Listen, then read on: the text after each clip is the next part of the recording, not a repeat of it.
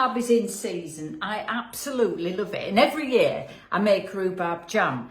And every year when I taste it, I say, this is my favourite jam. I've put the recipe in the Green Gardening Handbook, but I'm going to give you it anyway at the end. But I'll show you how easy it is to make. Chop the rhubarb into a pan. Then I'm going to add an orange. So I take the zest off first, put that into the pan as well.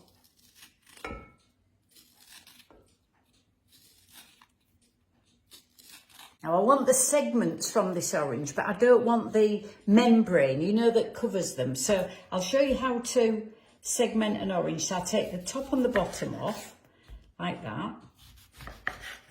And then stand it on one end, and then just use my knife to pare off the skin, like this. Getting as close to the orange as you can.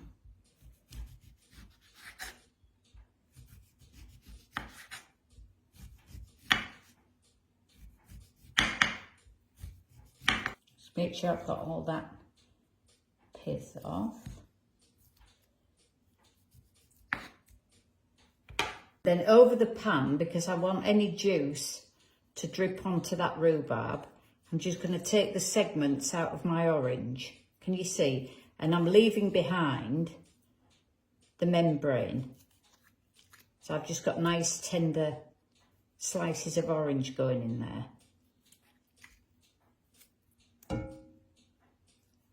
So there's my orange carcass, and I'll just squeeze all the juice out of there. My orange peel, I'll put into this jar. Then I'll top up with vinegar and leave that to infuse. And then I'll have citrus scented cleaning vinegar for my recipes. Add my sugar.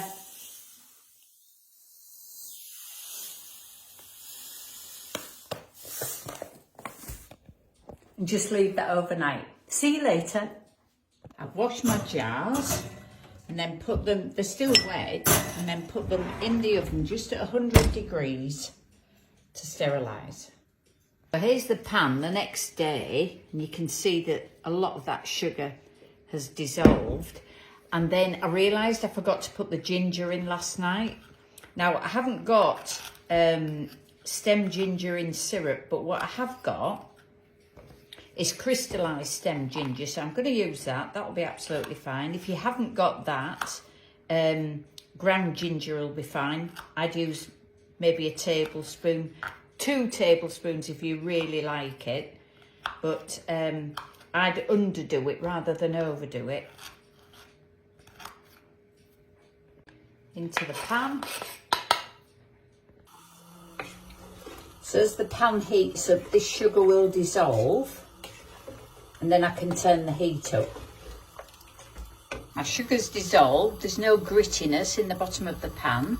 So I've turned the power on to full and bring it to a fast boil. 15 minutes. Let this boil for 15 minutes. 10 minutes. Give it a stir, because this is where it could start to stick.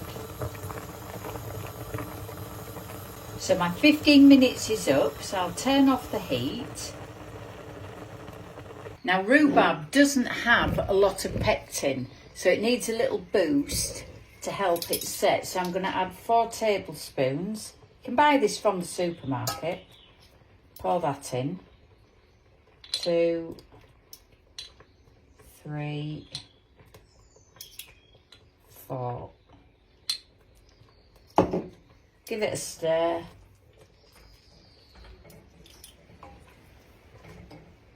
To test whether my jam has set, I've got a tea plate here. This has been in the freezer, and I'm just going to spoon out a little bit of this very hot jam and pop that in the fridge. So this jam on this chilled plate has been in the fridge for a couple of minutes, so that I know that that jam's cool. And I'm going to push my finger through it. And what I don't want it to do is backfill. I want my finger to leave a trail and hopefully the jam will wrinkle up as I'm pushing it through. Yeah, so that's fine. That will set. So I'll get my warm jars.